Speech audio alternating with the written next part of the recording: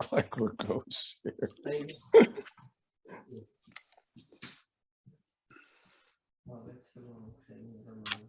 Okay, so anyway, welcome everybody to the Hyde Park Book Club, sponsored by the Hyde Park Historical Society and the Chicago Hyde Park Village.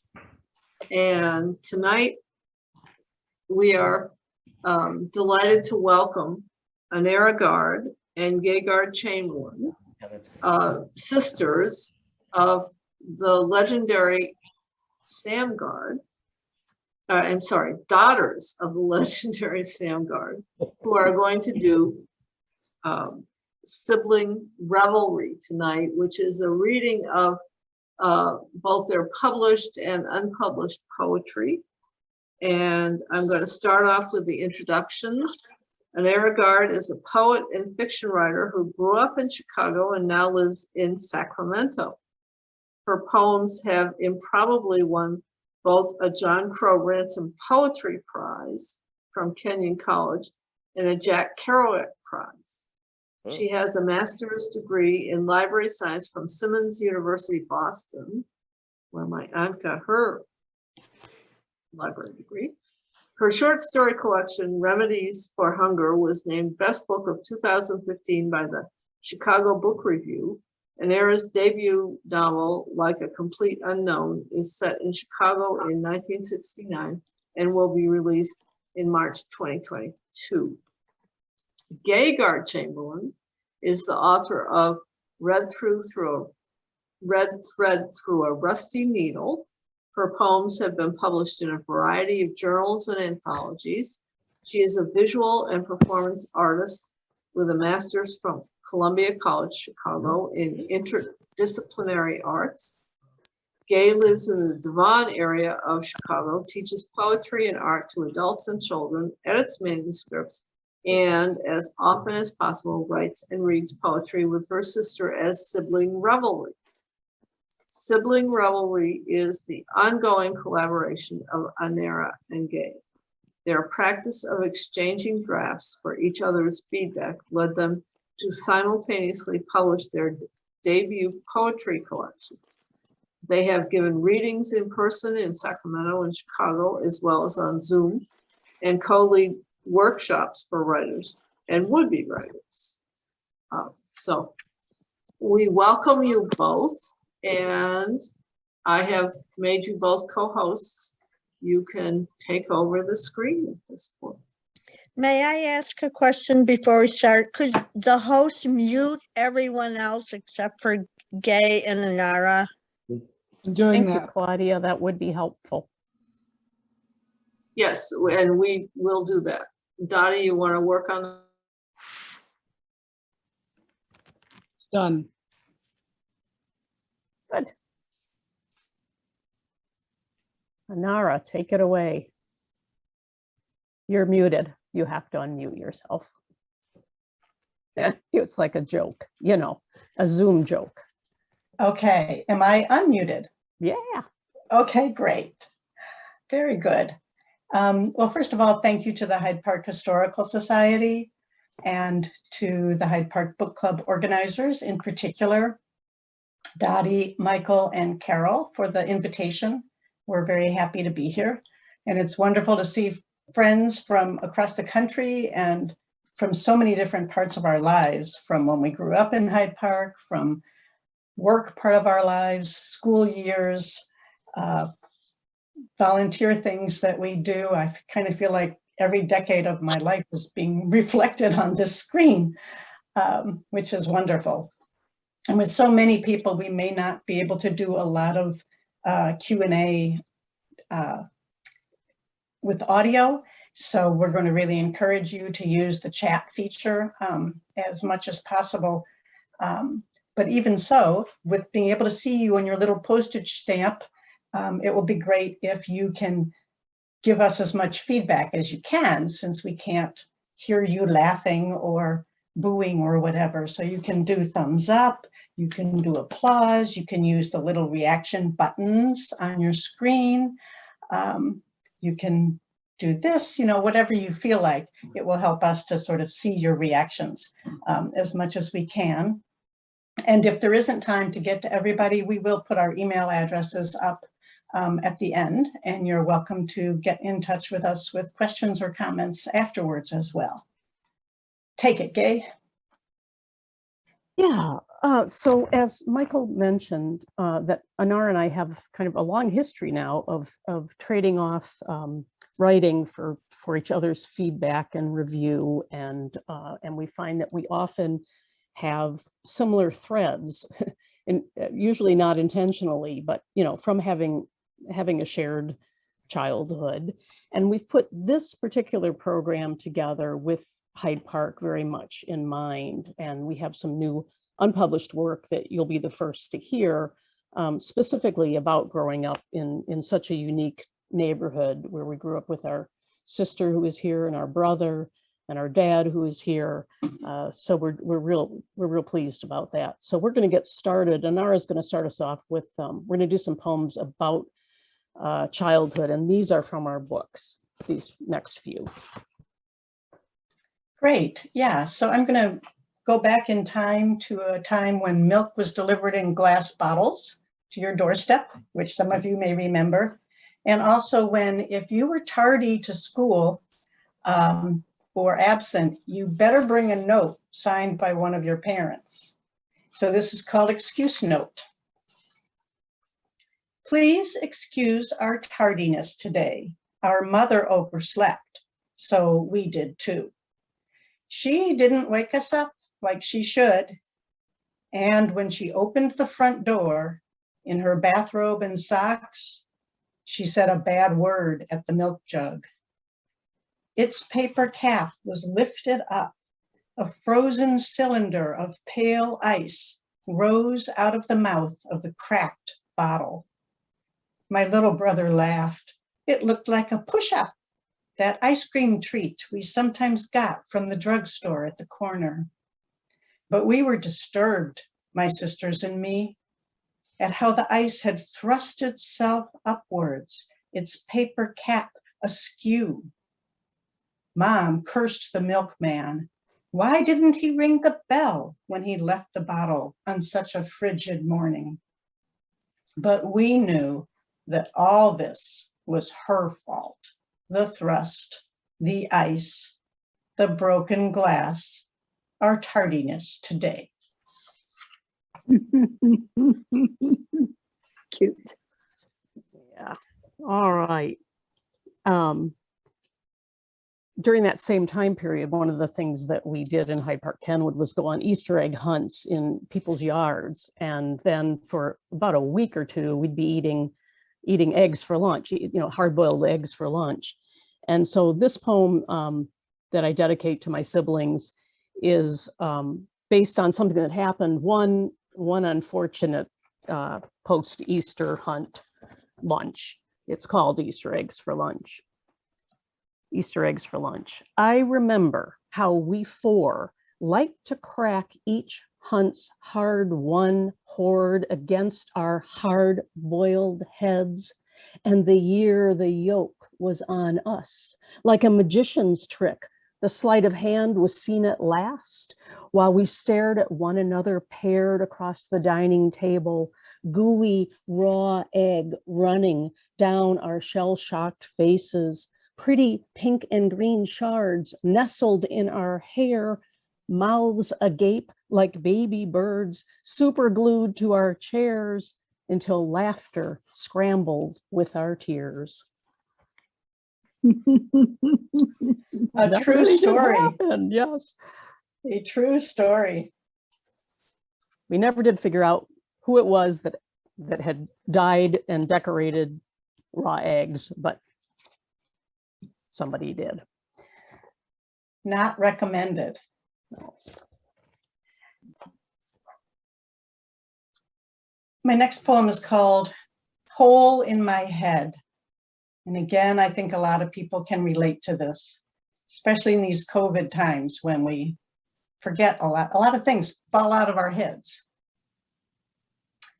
I have a hole in my head, and a word belongs in it. The whole forms the exact shape of that word I cannot remember. You know what I mean to mean, the word that describes that thing. Oh, I can almost recall it. I run my mind round the edge of the hole, like probing a missing tooth with my tongue. It starts with a T, or maybe a P, and it's about 3 syllables long. I remember my sister saying it once while we fought over who tore her paper doll. Our room was painted pink. The wallpaper peeled in one corner, revealing dingy yellow beneath. We had wooden bunk beds. My pillow was flat and smelled like foam rubber. Her paper doll had brown curls and a smile. Even with her amputated arm, she looked carefree. Where is that word? I need it to fill a hole in my heart. I wasn't that sister. She always says that every time. The other sister. I'm not naming any names. No, we're not naming names. No. So, as we've mentioned, that by intention or happenstance, we often explore the same themes. And so I'm going to share with you a new poem. I have to explain the title a little bit. It's called Panegyric for a Unique Time and Place. Panegyric is not a common word. It's a poem that's a eulogy, or it's some kind of a speech that's a eulogy. But more than that, I was so happy to find this word because the Greeks used it really as a way to elevate the deeds of our ancestors and extol the audience to live up to those who had come before us. And that was what I really wanted to get to in this poem. So I was really glad after I wrote it that I found a word that described it, I hope. So this is Panegyric for a Unique Time and Place. Born in the big the baby boom, under the auspicious triple sign of Doctors Salk, Spock. You Yes. froze for a second, so Yes. start over, please, Oh, because it thank garbled you, the thank line. you. Okay, thank you. Panegyric. Good. I didn't like how I was reading it anyway. Let's start again. Panegyric for a unique time and place. Born in the big bang of the baby boom, under the auspicious triple sign of Doctors Spock, Salk, and Seuss, the major constellations of Mary Poppins and Mother Goose, we were a gaggle of free-range kids raised by parents young and bright, with a University of Chicago flair for the witty insouciance of those who have adopted the life laissez-faire. We grew up on jazz and joke records. Simone sang, as Simon said, a constant mantra, peace, justice, revolution, taught us to question, to always question every sacred cow institution. Queen Ella's, Fitzgerald, and Jenkins reigned while we played Duck, Duck, Goose and musical chairs. We heard the early works of Gwendolyn Brooks, made music with wooden spoons, pots, and pans, visited vast worlds within the golden books. We galloped through still fertile furrows of old farmer's field, stretched our summer afternoons seeking cool sanctuary in the Harding Museum and the sparkling tessellated Blackstone Library, debating whether Superman was real or who was best, the Beatles, the Stones, or girl groups belting out the Motown sound.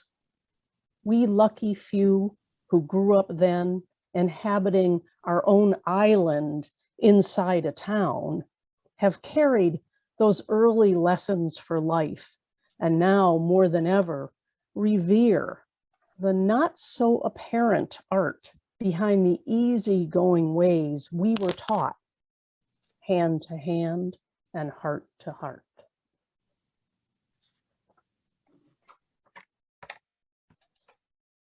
Thank you. Thank you. Thanks Taking for- a minute to page through the screens and see all the people applauding. Yeah, That's, I think, Gay's one of her newest poems. Oh, we're getting some big thumbs up, so. yeah, thank you. It's a little like watching a silent movie, but it's nice. Thanks.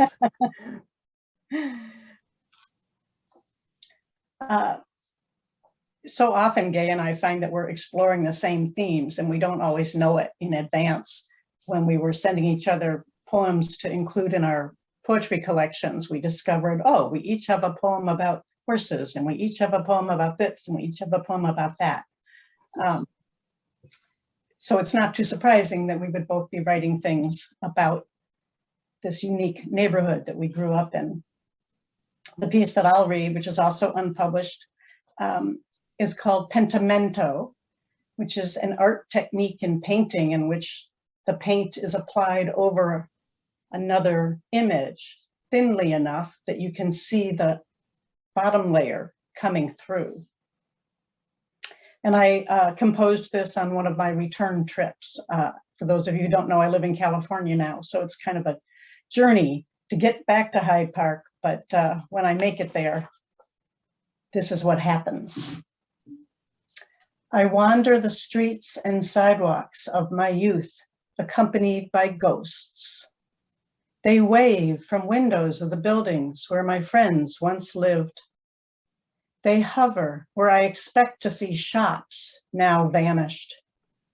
They walk beside me as I take a shortcut behind this row of townhomes, once a vacant lot, home to rabbits and bob whites. We kids knew all the shortcuts, trespassing across lawns and through the passageways where coal was delivered to furnace rooms. When janitors yelled at us, our KEDs and PF flyers gave us winged feet. Adrenaline and soda pop fueled us. We ran everywhere.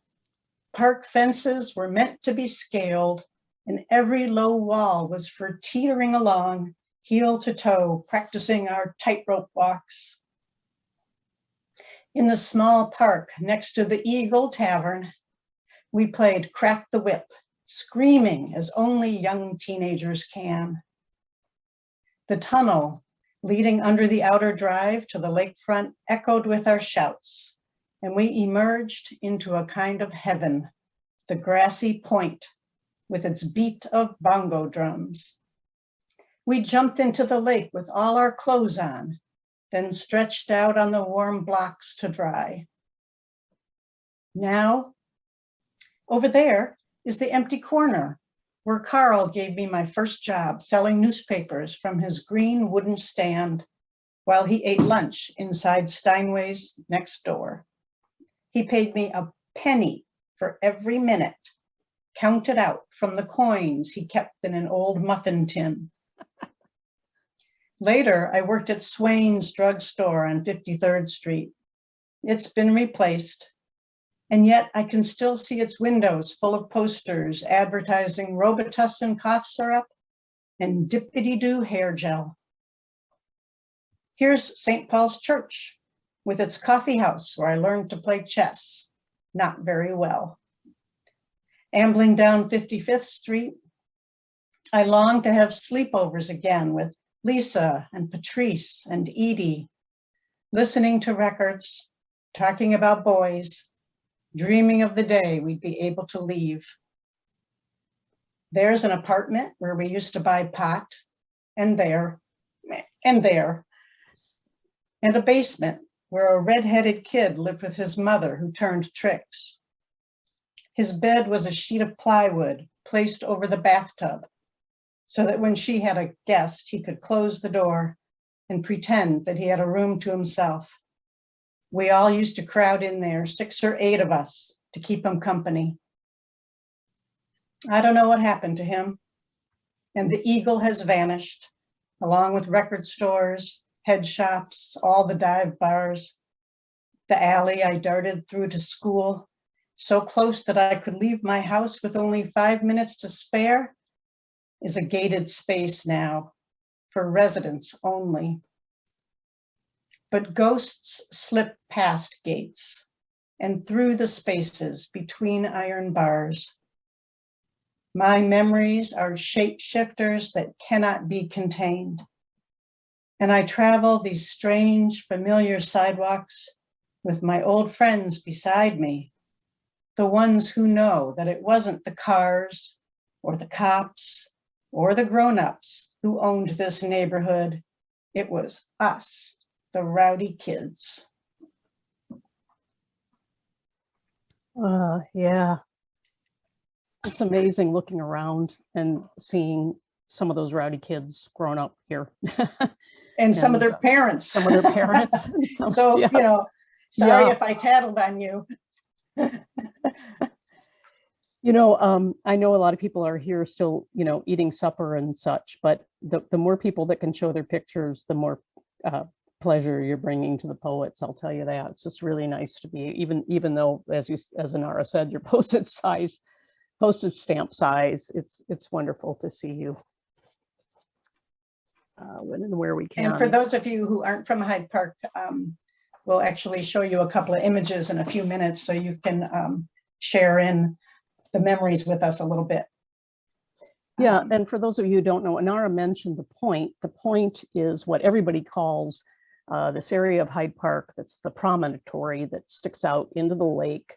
It's a beautiful landscaped park, and it was designed by Alfred Caldwell, who had these great ideas, yeah, of how to get people being in community with each other. And so I've written a poem that goes well with what Anara just read. This is called Cooler by the Lake. And that's how we felt growing up. We were cooler because we lived by the lake, cooler by the lake. Back then, the point was the point, a place of good vibes, where Caldwell's circular design created easy community. One another with hugs and high fives. We gathered by the conga players in our handmade tie-dyes, chanting what it is, what it was, what it one day shall be, when the point was the point, the place of good vibes. Signs and cops forbade sunbathing in the nude, no high dives, rocks submerged beneath the surface, a danger we couldn't see. Passing a joint around, we felt we were making great strides. We danced with the waves, watched suns set and moons rise. Who needed stuffy school when we could study trees? We knew the point was the point. It was all good vibes. We thought we'd save the planet, build geodesic hives. It was a time of joyful, contagious, psychedelic lunacy. And the point was the point, our place of good vibes, back when we greeted each other with hugs and high fives. High five, everybody. High five. That's written in a, you hear the repetition in it, and that's a variation of a villanelle form for those of you who are interested in poetic forms, and we can talk about that more during our, Q&A. And Gay, didn't that poem win a prize or something? Yeah, I got a first prize from Poets and Patrons in 2021 in the Chicago category. And 2 years ago, I also won first prize in that same category, which was really a surprise to me. So why don't you read that one? But it shouldn't be. Yeah, read that one too. I'm gonna. This is also how I remember Hyde Park. This one is in my book and it's called Shift Change. I was going to say we couldn't claim to be Sam's daughters if we didn't care about the city. So, shift change. Even in this city, and not so long ago, one could still hear the shift change as dusk began to seep into daylight. Bands of swallows and twilight bats swooped and flickered, their susurrations lending shadow and murmur to the coming night. Street lights would flit on and off, fitful, forgetful, an erratic glimmer along darkened streets, neon lit by a few small shops. Traffic was a faraway background sound, no louder than the lake throwing itself endlessly against its well-worn rocks. And from my bedroom window, I could hear Old Owl lament her fast approaching final flight, and I felt I knew what she meant.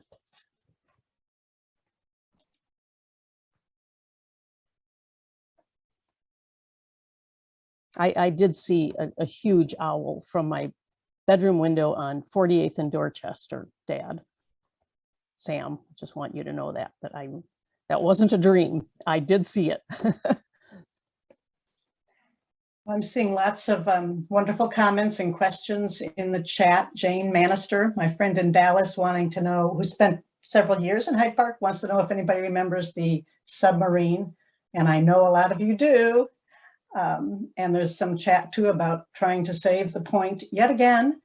That seems to happen every generation or so. We have to do that. I'm going to show some images to you all, and hopefully you will enjoy these. Gay, is everybody seeing the right thing? Yes, this is okay. This is one of our favorite pictures of us. You say something, Nari. I'm reading the chat. Okay, well, we're reading on our grandmother's couch some summer, and I think Gay's reading the Big Album of Horses, and I think I'm reading Sinbad. And you can tell who the librarian is in this family because she could figure that out.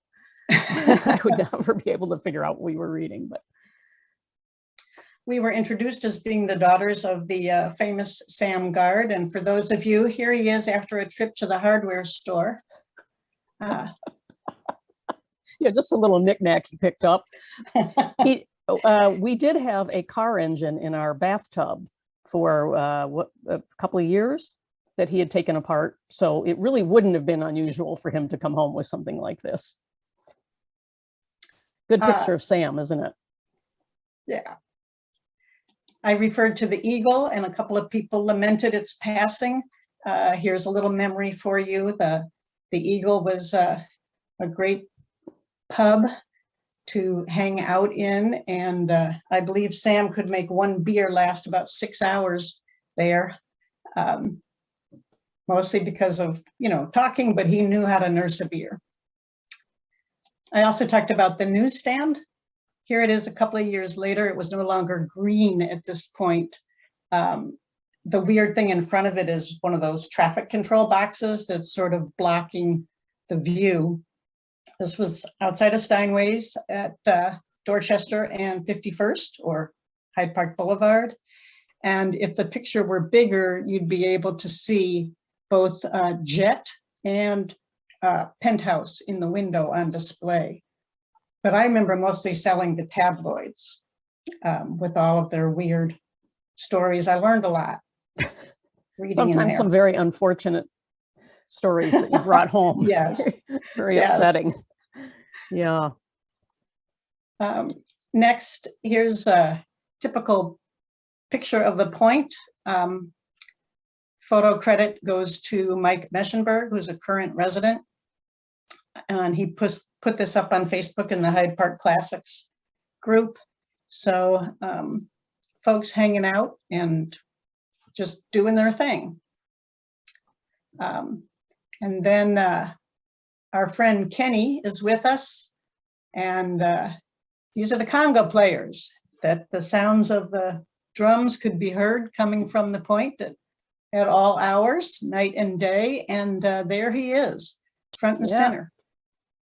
Wait, I have to find Kenny before we, there he is. Right here. That's very cool. Yeah, that's you. You look just the same. It's just the color of your hair has gone from black to white. So very yin yang. Yeah, that picture might have been at Rainbow Beach or 69th Street Beach or 73rd Street. We're not really sure. But the point is that the point was the point. Now, the point is that it's the lakefront, and those were the conga players, and it was just a great place to meet up. Yep, Kenny. Great. Somebody's All right. got their Siri on, and so Gay, several of your poems have been recorded straight into the chat. It is the weirdest thing. Oh, is that what I was seeing? I wasn't. Yeah. So you're getting transformed into text even as we speak, which is kind of cool. Anyway, I think it's Michael Dunn. I think it's Michael and Marcia. It's showing up Okay. as them in the chat. So somehow I was wondering what that all meant. Okay, thanks. Cool. I kept seeing phrases I had just said. Well, that kind of leads into Hyde Park, known for raising and housing rabble-rousers of various kinds. Yeah, from rowdy kids to rabble-rousers, right? There we go. Yeah, Go ahead. Go ahead, Anara. Well, I was just going to say that, and community organizers, and some of them went on to do great things. That's right. Remember that? When we had a president from Hyde Park. Okay. So no surprise, we got poems on that. Poems on that, and then on other presidents. So this was a poem I wrote because every rabble rouser or would-be rabble rouser has to write one manifesto in their lifetime. So I wrote a post-election manifesto in 2016. About 2 weeks after the election, when I crawled out from under the covers, this is what I wrote. Post-election manifesto.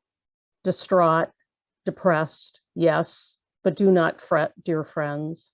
We will not be dissuaded, disenfranchised, demeaned, dispossessed, or denied. Dispel fear, disseminate hope, dare to dispense truth instead. Stay disgusted with injustice, keep sharp your healthy distrust of deceit. Remember your roots. Remember that everything has roots. Even the word courage is from the heart and has rage as its taproot. Do not let go of your fine, strong outrage. Keep it close and well from your own red, raw, electric, pulsing, beautifully full, ever overflowing, bleeding heart. Did that glitch for other people near the end or just for me? It did for others. Okay, Oh, Gay. it did? Okay. So pick it up about after the bit about courage. Okay, I'll start with that. I'll just, since we have an interruption, I'll just say that I have long wanted to write something to complain about the phrase bleeding heart being an insult. What's wrong with that? And I see that someone's just joined us who was inspired to make a sign using that part of courage as a protest sign. All right. Even the word courage is from the heart and has rage as its taproot. Do not let go of your fine, strong outrage. Keep it close and well-fed from your own red, raw, electric, pulsing, beautifully full, ever overflowing, bleeding heart. Did that come through, Anara? Yes. Okay. Yes. So now you bring us closer up to date. And we're getting some love-its and people saying that they never realized about the word rage in courage and so forth. So good. So I wrote a poem a few years after that in early 2020 when we were both going to protests, many of us, and putting masks on. So it's called 2020, which is both for the year and for vision. In the before time, we shook hands with strangers, held hands with those we love. We hugged our children and sent them to school on tightly packed yellow buses. We knew the names of each day then, reciting them softly to ourselves in the mornings. We huddled and cuddled in that time before now. Barefaced in crowded clubs, we danced cheek to cheek, Taste this, we said so long ago. Drink from my cup. For we were careless with coughs, heedless with our hugs, and where we tossed our toothpicks. But we were masked then without knowing it. We did not stand shoulder to shoulder with the dispossessed, displaced, downtrodden, the forgotten. Barefaced lies we told, turning away from truth. Now we shout through these flimsy bits of cloth that cover our mouths and reveal our hearts. Today, we will march with strangers and keep them safe by keeping our distance. We stand apart so that in the times to come, our children will bear names of what is still remote now, not star or cliff or Venus, but hope, harmony, justice.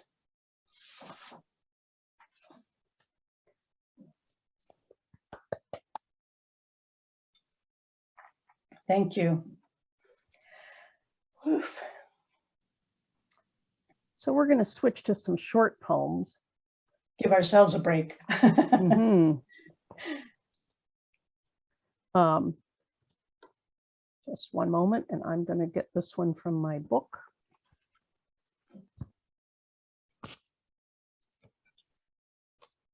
This is another one looking at that word, looking at the inside of a word. And this is called The Inner Life of Words. Take heart, for instance, how H and T bookend either side of the middle, where ear resides, a clue hidden in plain sight to remind us something is always there, listening from the heart of the heart. And then an even shorter poem. I borrowed the title from a published poem by a man named Ron Kertig, and his title is longer than my poem. The title is, "Do you have any advice for those of us just starting out?" Do you have any advice for those of us just starting out? Let the page be your prayer rug. Kneel down every day. A good practice.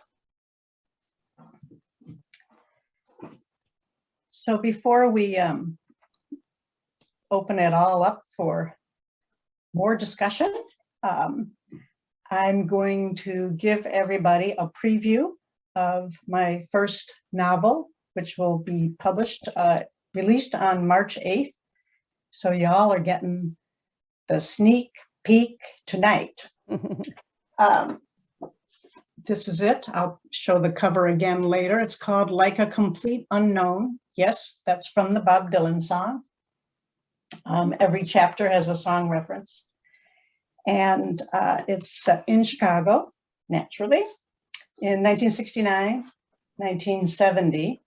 And in this chapter, Katja Warshawski, just barely 16-year-old, has run away from home, from her neighborhood in back of the yards. For the non-Chicagoans, that's the stockyards, a Polish neighborhood primarily. And she has arrived in downtown Chicago for the first time by herself. And this chapter, the song that goes with it, the song fragment is "One is the Loneliest Number." So you can play that through your head while you're listening. The bus crawled up one crowded street and down another, while Katja sat, uncertain and confused, until the driver called out, "Randolph Street, Chicago Public Library." Surely the library would have maps of downtown, some aid to help her locate the street she sought. She lugged her heavy suitcase down the aisle. The massive stone building occupied an entire city block. While other people entered without hesitation, she lingered at the bottom of the stone steps, until a young mother approached the entrance, each outstretched hand clutching the arm of a small tugging child. Picking up her suitcase, Katja followed the woman inside and then collapsed onto the nearest bench, feeling her heart lift out of her body. Just last Sunday, St. Stanislaus Church had seemed ornate, but compared to this palace of Aladdin's riches, it was shabby and plain. Huge bronze chandeliers illuminated green and gold mosaics that rose up the walls, along the broad marble stairways, and across a vast domed ceiling.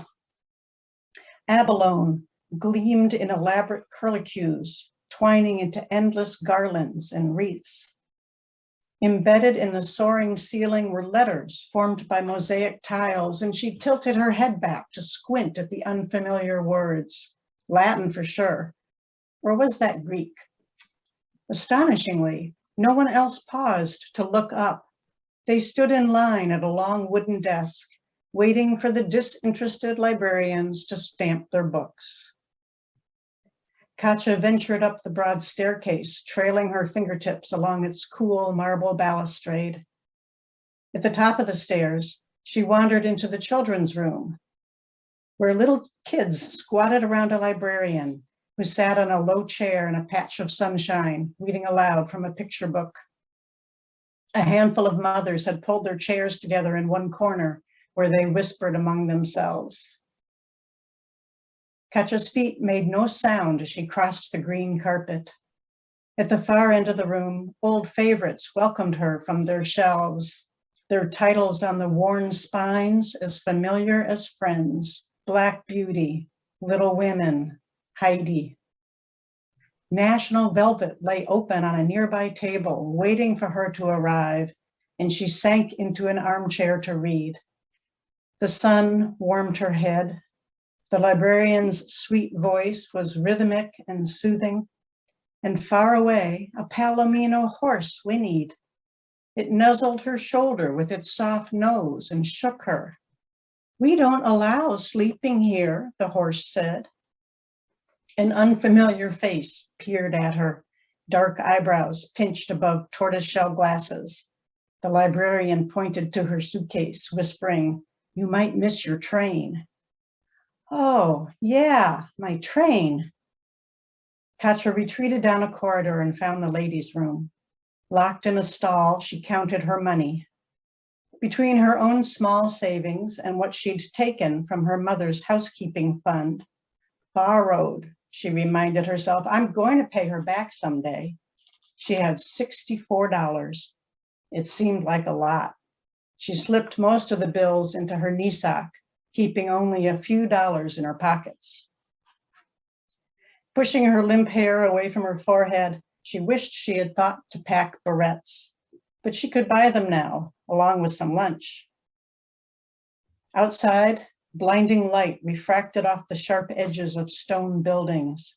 Taxis blared their horns as they pulled up to the curb in a long yellow row, and the sidewalk was a river of people rushing past, jostling her with their elbows, bumping against her clumsy suitcase. Squinting from the top of the library steps, she tried to peer over the crowds in search of a lunch counter or drugstore. "Girl, you in some kind of trouble." Was that a question or an acknowledgement of the truth? A lanky teen in jeans and a denim jacket perched beside her. Her frizzy hair was white blonde. Invisible eyebrows and lashes surrounded pale blue eyes. Tiny specks mottled her milky skin. Her colorless lips scowled as she said, "And you better stop staring at me or your trouble's going to get a whole lot worse." "I'm sorry, Katja mumbled. The girl stretched out her legs, creating a barrier that she dared Katja to step over. "What's your name?" she demanded. Kathy." It sounded foreign in her mouth. She'd never used the American version and stuttered over the diphthong so that it came out sounding like Catty. "Okay, Catty," her companion smirked. Now ask me. What's your name? She echoed obediently. Jojo the albino. See what I did there? I don't tell you my name. I only tell you what I'm called. How old are you? 17. Now I know you a lie. Was it so obvious? Her cheeks burned as the other girl stood up. She was taller than Katja and wore a crafty smile that didn't reach her eyes. But it was a smile, and that removed some of the ominous tone from her words. Tell everybody you're 18. You just look young for your age. Cops pick you up, you're going to be sent to the bad girls' home for sure. What did she mean, the bad girls' home? Katja couldn't stop herself from glancing over her shoulder in case an officer lurked nearby. Her mouth went dry as she croaked, "Where's that?" The other girl unwrapped the stick of juicy fruit and folded it in half before placing it on her tongue. Her teeth were nicotine yellow against that pale skin. Downstate, near the prison in Dixon. Where you say you from? Indiana. The lie emerged smoothly this time. Huh, no wonder. You sure aren't a city girl. Look like some kind of refugee. Jojo kicked the suitcase. And where you think you going? Katja stayed silent. The girl brought her strange speckled face close to Katja as she hissed, "You a runaway!" Then she reared back and laughed, giving a high hoot that caused people to turn and stare. "I'm going to teach you a thing or two now." Again, her words sounded menacing, but her grin softened them as she hefted the suitcase in one hand. "We got to get you a knapsack instead of this big old clunky thing. Come on." She grabbed Katja's arm, tugging her down the steps and around the corner onto Michigan Avenue, where afternoon light glared against the broad sidewalks and shiny windows.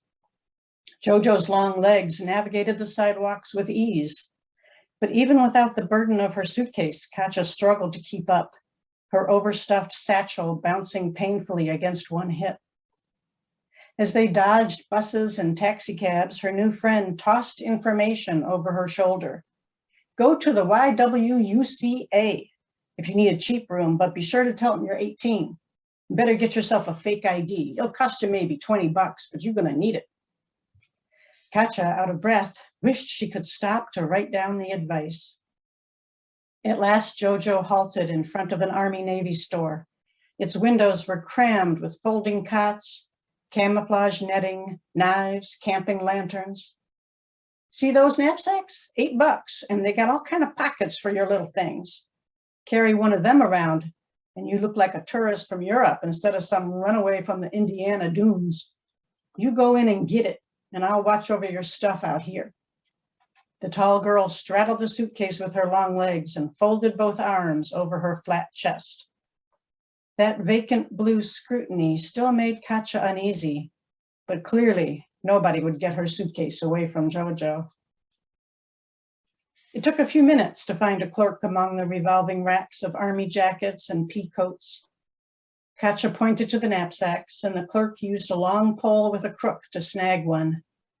Colored pencils would fit nicely in those snug side pockets, and her sketch pads could be protected in the main pouch.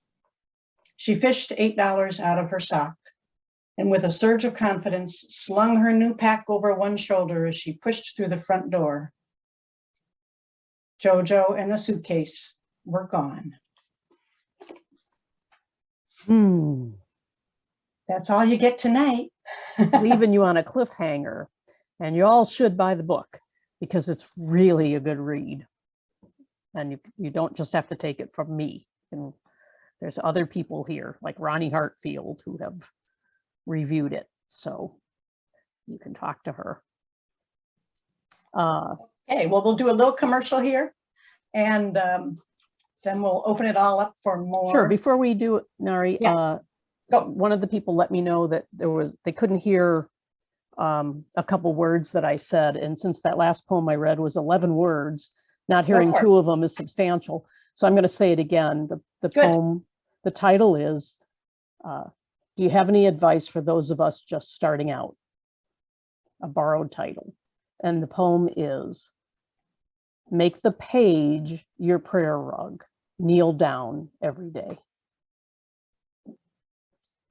Is there anything else anybody wanted repeated? Like Anara could read that again. We have enough time. No. Okay, let me share this. This is the cover of our 2 poetry books, and you can order them from this here website. We can also throw this information into the chat. You get a special discount because you're all special people. And this code is an easier one to remember than the one that you might have seen advertised through the Historical Society. If you just put in Hyde Park 2022, you'll get the discount. And this is like a complete unknown. It will be available in booksellers everywhere. Maybe you could do that and one if more you want- time, scroll one more time, Nari, so we can see. So there's the top, the details. and yeah, I'm very happy with the cover design. There's some protests for the Vietnam War here.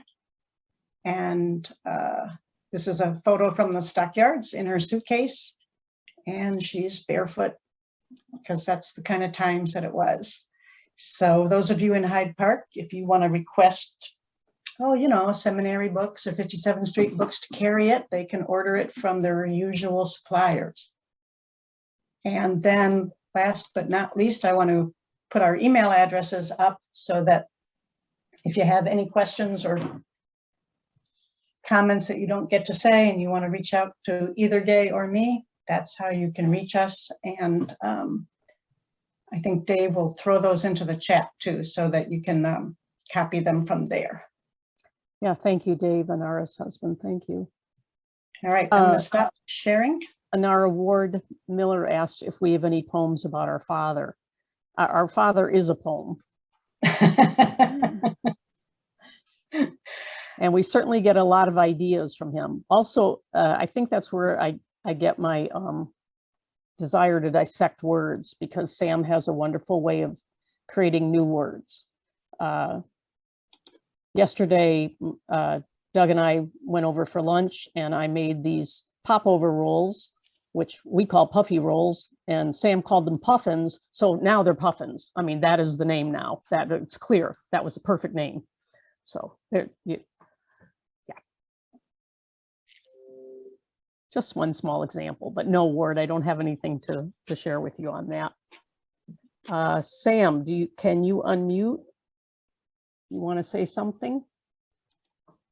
Yay. Well, what you think is wonderful words were actually, on my part, mistakes. But they're not, since the mistake was very close. See, you thought it was a refinement in writing, because my mistakes are, it's like the batter and the ball. I just barely missed it. I didn't miss it a lot. So you don't recognize it as a mistake. You think it's a nuanced version. So Don't disillusion me now, Dad. Too late. they're lucky mistakes. Yeah. What you do, you take me back wonderfully. I can remember on 47th Street at night, we could hear the foghorn. We had a foghorn somewhere to keep boats from going into the rocks that are just north of the point. And then in the daytime, everybody thought when the wind would blow from the west, which is usually that, and they would say that we're smelling the stockyards. And that upset me, because they weren't smelling the stockyards. The stockyards smell just fine. That's the pens full of animals. What they're smelling was the packing houses, the great big packing houses and the smokestacks.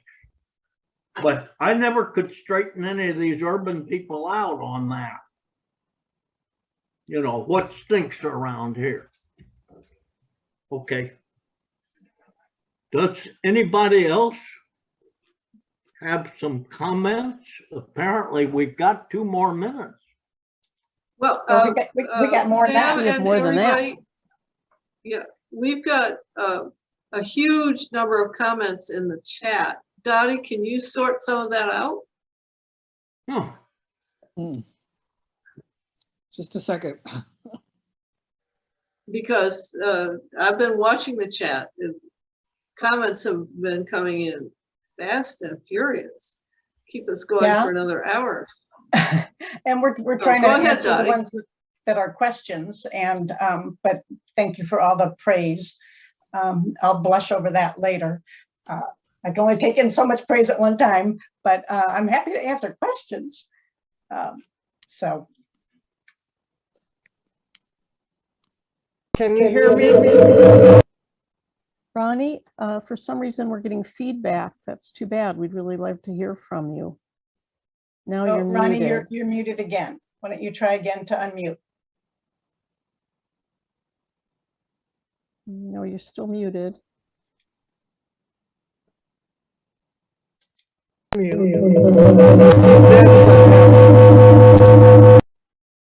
Yeah, I noticed before there were 2 of you, like you were logged in twice, and so that might be giving you the feedback loop.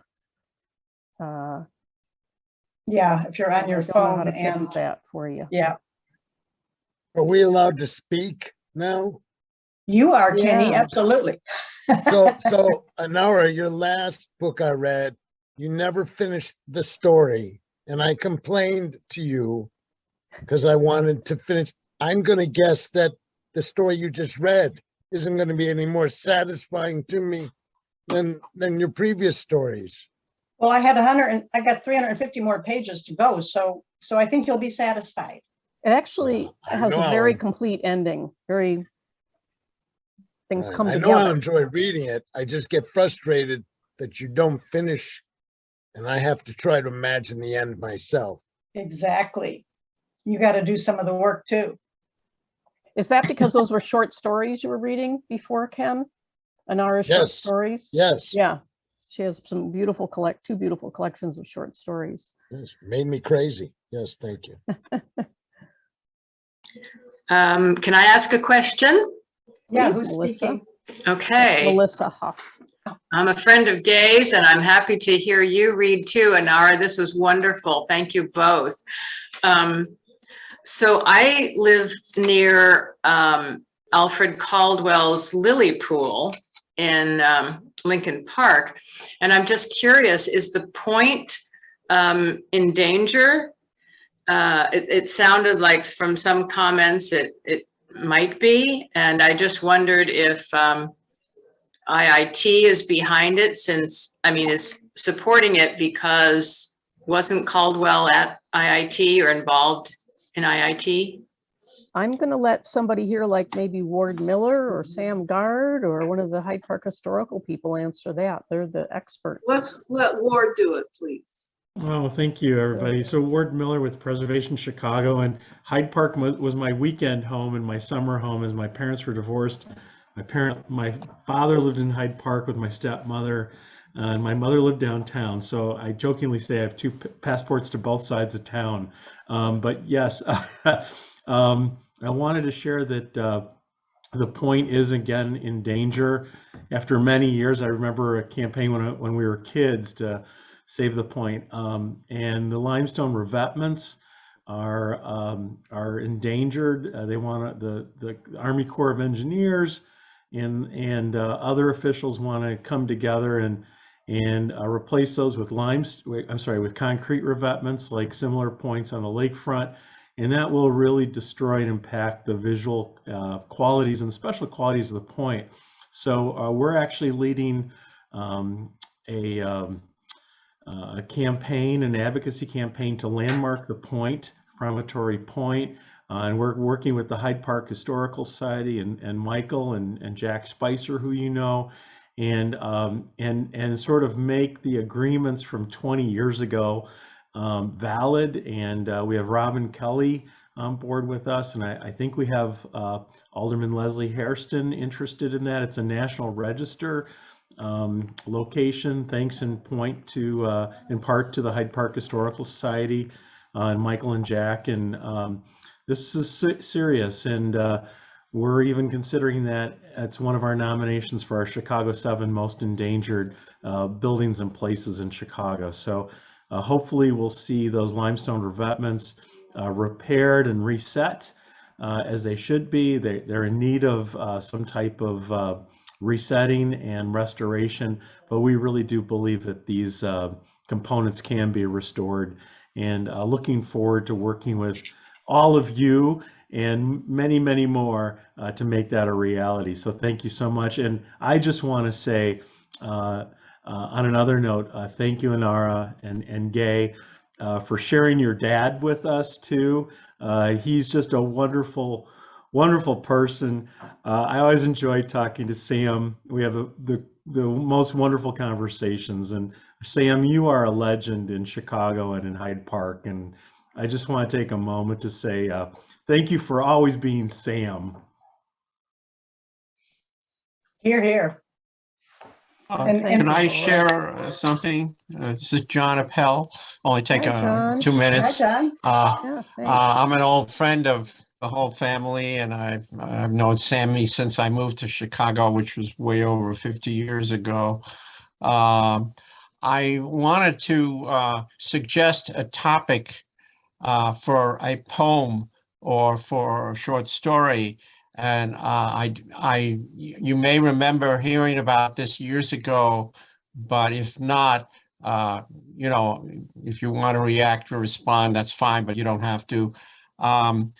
I also, I live in Rogers Park, but and I've taught at many of the universities around here, and I used to work at the National Opinion Research Center at the U of C. So, you know, I know the whole neighborhood and so on. My point is this. You know, the Regenstein Library is sitting where there used to be an old football field, and underneath that field was where they had the first sustained controlled nuclear reaction, which was done there. And even my wife, Barbara Walkowitz, her father worked there at that time. And anyway, the point is that eventually they knocked that all down, and eventually they built the Regenstein Library. And what you may not know or remember is that every 3 or 4 years, going back to the 1970s at least, I go to the physics department and I borrow a Geiger counter, and I go to the basement of the Regenstein Library, where there are a lot of graduate students who have their cubicles.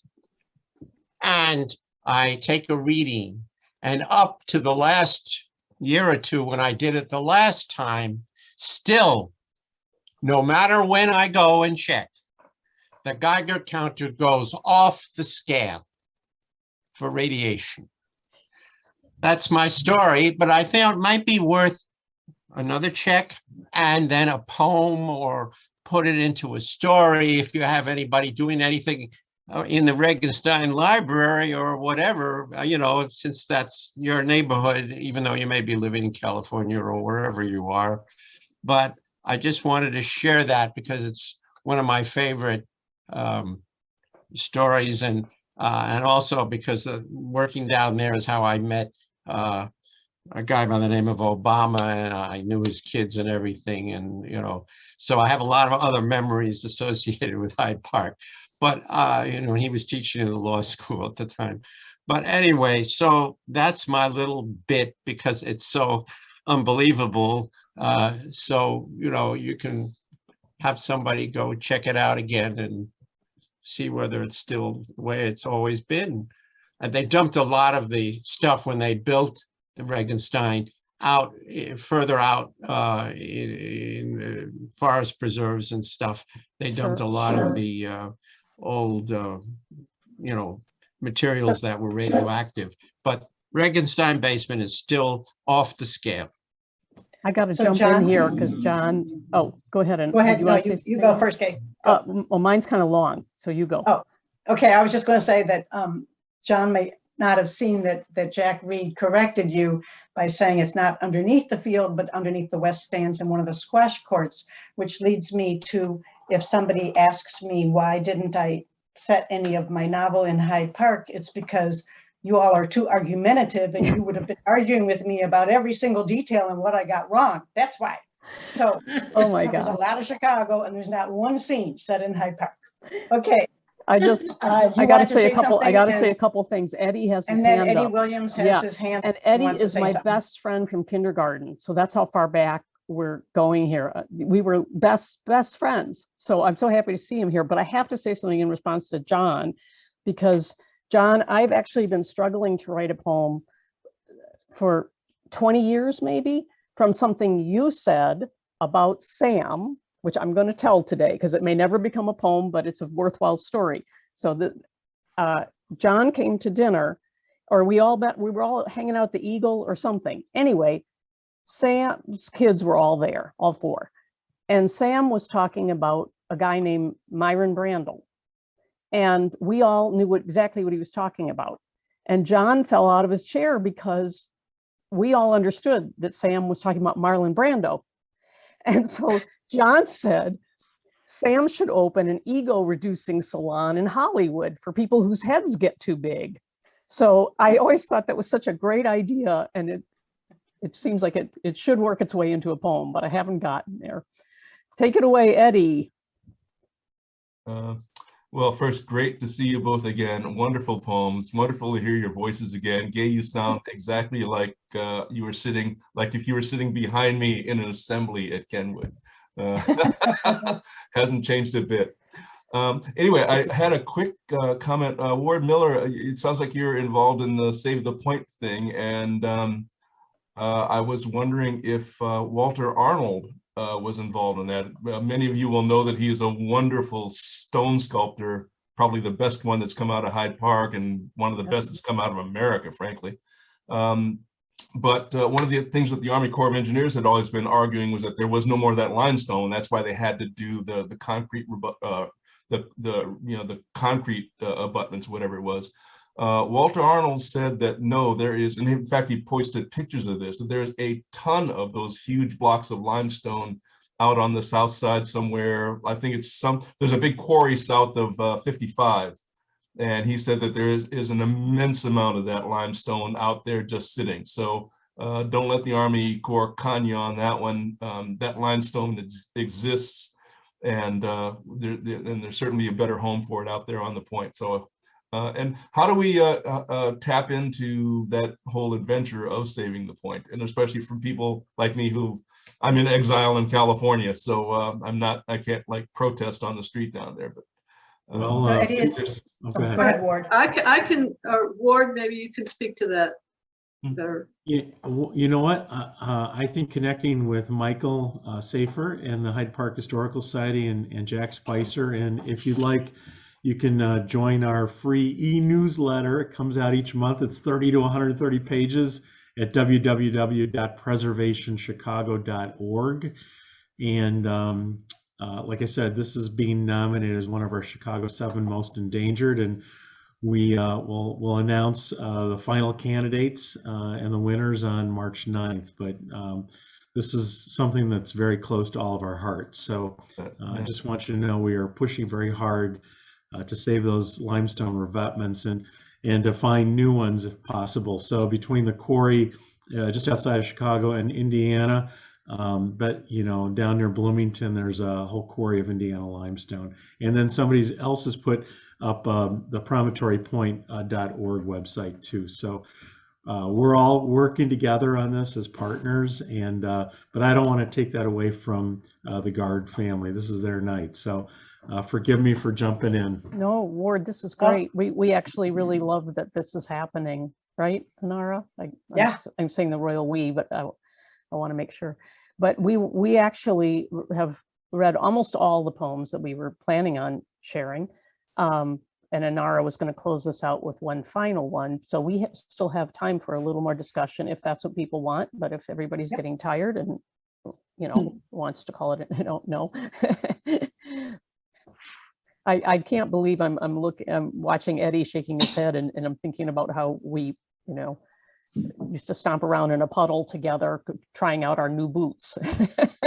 It's so funny. And Sam, wonderful to see you again. I probably haven't seen you since, I can't remember whether it was on 48th Street or I think I saw you last when you just moved into the place on Dorchester around the corner, but it's been that long, and I'm so glad Chicago is still your stomping grounds. So good to see you again. Eddie, I remember you well. You were about 4 feet tall. You liked my girls, and that was wonderful.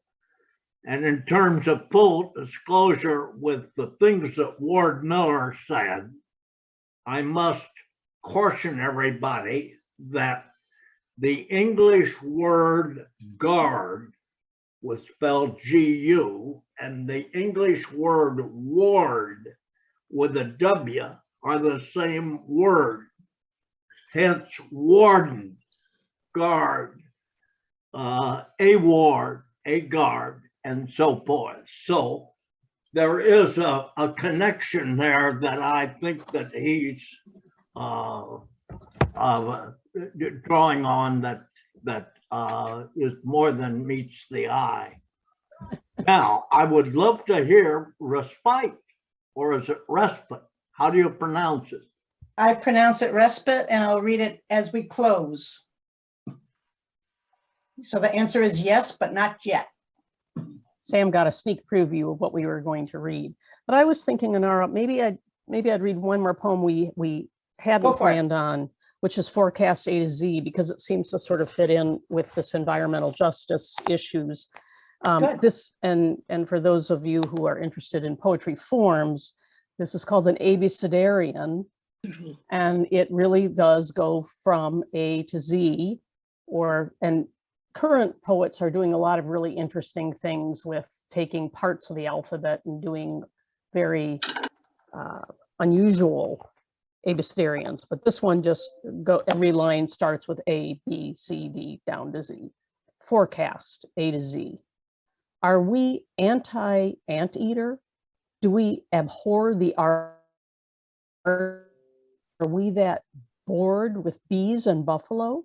Catastrophic climate change is undeniable and yet doesn't officially exist. Must we extinguish every ecosystem on Earth? Forever is how long they're gone. It's the unimaginable hell no one wants to imagine, but let's do it. Let's envision this world without jaguars or jellyfish, without jackrabbits and jays.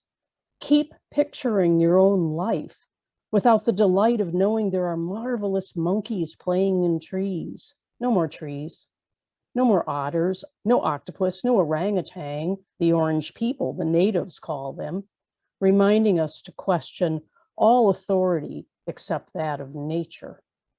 Radically rooted sustainability is what's needed now. There's no time to undo, no time before we reach the uncanny valley.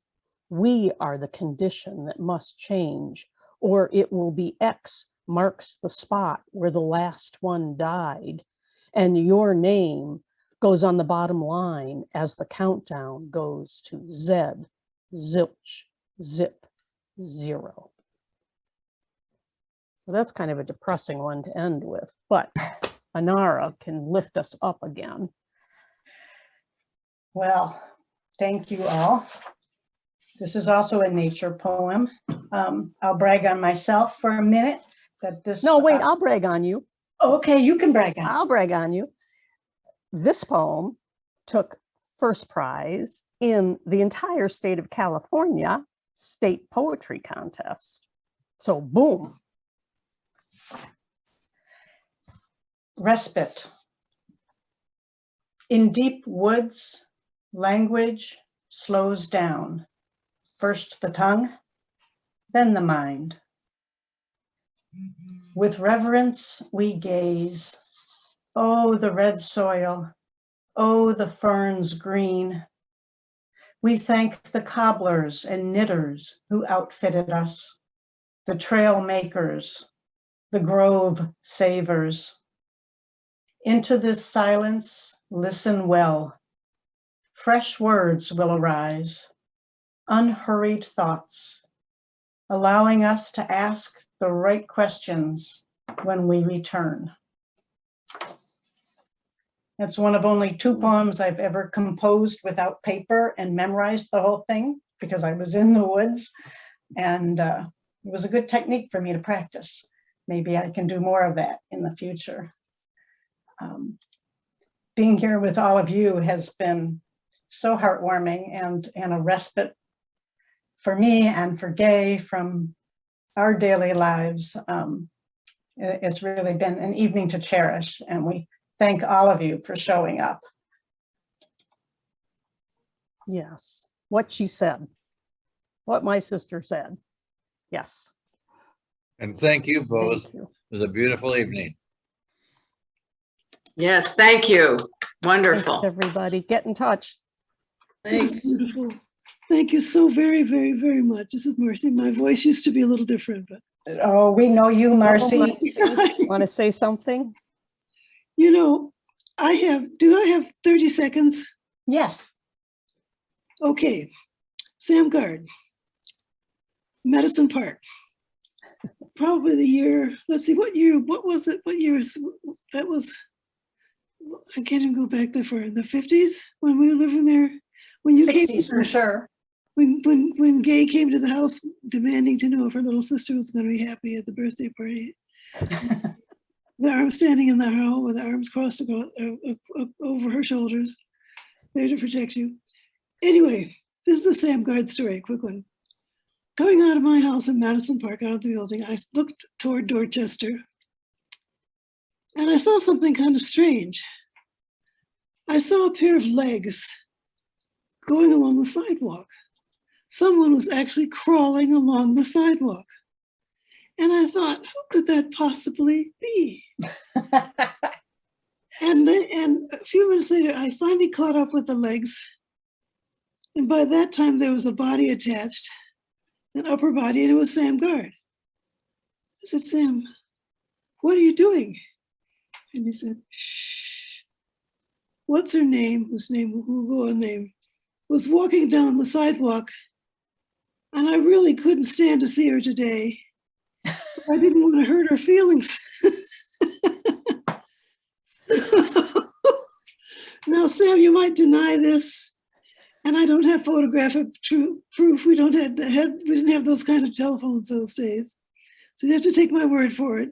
But if that isn't a Sam Guardish story, and everybody who knows you will say yes, he did not want to hurt her feelings, so he dropped to his knees and he crawled along the sidewalk until he was sure he was in the clear. Marcy, I was sure you were going to say he had a magnifying glass in his hand because he was often examining the crinoids that are embedded into the concrete. And I thought maybe that's what he was doing. That too. That's wonderful. Bless the Guard family. Bless you all so much. I have to say, when I see the picture of the two of you on the couch, it just makes me want to weep because I can imagine what you were like in those days. And I don't have to imagine because there were some sleepovers, many, many sleepovers that from actually with Cindy and with Anara, and after school cracker dates and that sort of thing, which I've cherished and I love so much. And they became so much a part of our family. And I'm just so happy and proud of you. Bless you. Thank you. Thank you, Marcy. Thank you. Anybody else want to? Go ahead. I was just going to say, we seem to be wrapping up here tonight. I want to thank everybody for coming. The Hyde Park Book Club and the Hyde Park Historical Society are just delighted.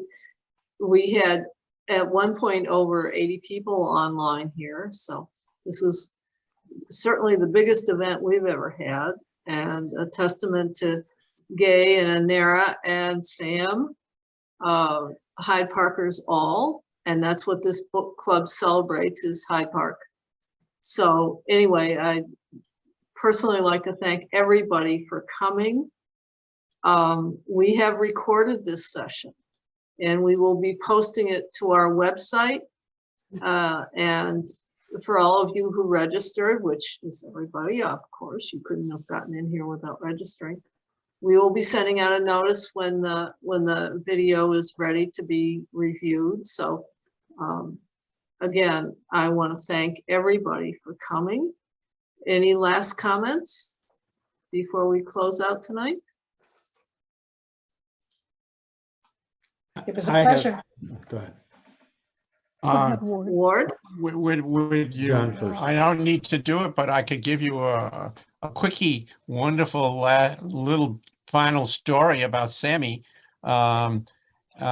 Years ago, after Sammy was head of survey for a large international advertising company, he quit that and he started from scratch because he had been a surveyor in the Army, and he ended up being in charge of the deep tunnel and in terms of a lot of work that was done. And then he worked on construction, highways and all kinds of things, including a very tall building near the what was eventually the tallest building in Chicago.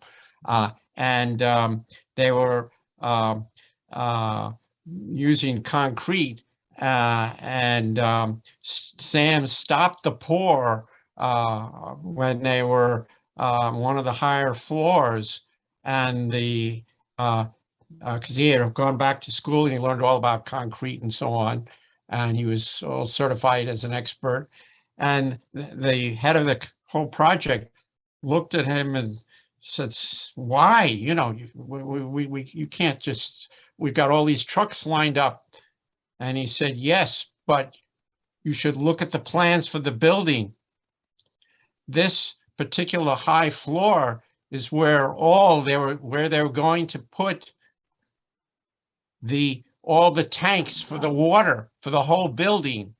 And a cubic foot of water weighed 64 pounds, and you have tons and tons of weight once you use the building and you fill up these tanks with water. And you're not using the high-stress concrete, you're using the regular concrete that you've been pouring all along, and the building will collapse if you don't do this." And they said, "Oh my God, you're right." And so they stopped the pour, and then they finally got the right concrete in, and they saved the building. Eventually it would have fallen down, just like they did, you know, when they had 9/11 in New York. Anyway, so that's just a summary of one example of Sammy's brilliance and his intuition and his John accomplishments. left out the words that it hasn't fallen down yet. He left out the word yet. Give it time. They all fall down in the long run. And with that, my good friends, I've had a wonderful evening. Thank you. And I'm off for my nighttime nap. Thank you much.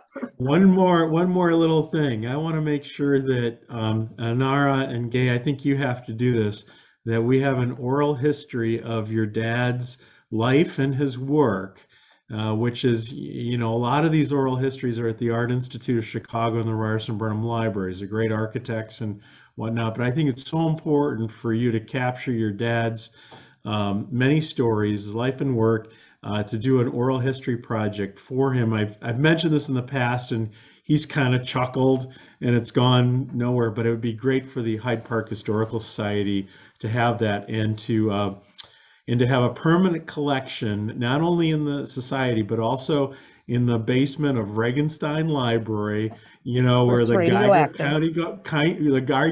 Geiger counter goes off madly. I think that'd be a great place for Sam's stories to remain. And I want to encourage that be done quickly, and get his cooperation and do it over a course of a week. I think it would be wonderful. Thank you, We'll Lord. try. That's good encouragement. Yeah. It's an Olympian task, but we'll see what we can do.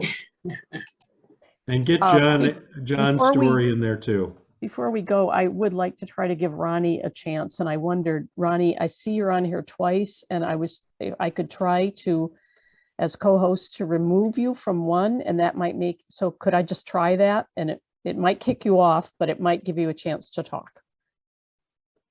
So if it works.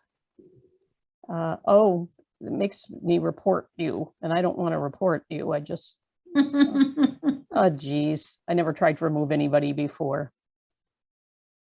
Well, presumably we can don't know see how her to do next month. And by the way, Ronnie Harfeld has been with the book club before. We were delighted to welcome her back tonight and see her online, as also Rosellen Brown.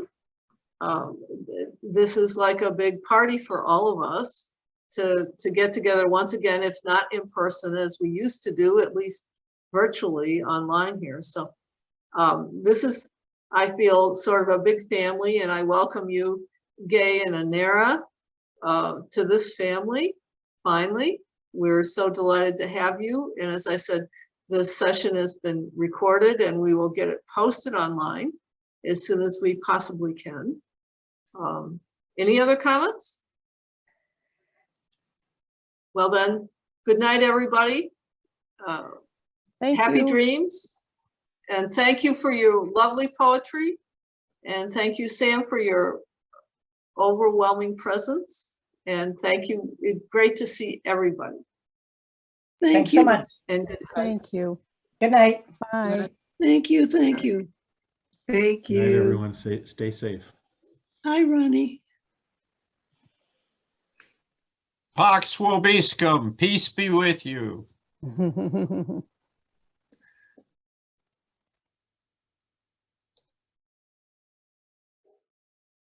Lovely. It was lovely. Great meeting you. And thanks so much, Anara and Gay. That was a fabulous evening. Oh, you're welcome, Ward. Thank you. Take care of your dad. Very glad and we talked get his about the oral boy and histories Sam. in someplace safe, because those are Yeah. precious. And Yeah.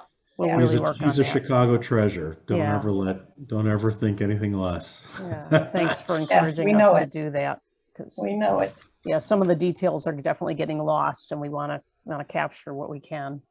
I'm so glad you told some stories, John. That was great about him. That was great, John. Thank Okay. you. Thanks, and Michael, always everybody. good to see you. Yes, thank Good you to for see all you, your Ward. work, All right. Well, thank you, everybody. Michael. A and great the other- pleasure. Good night, all.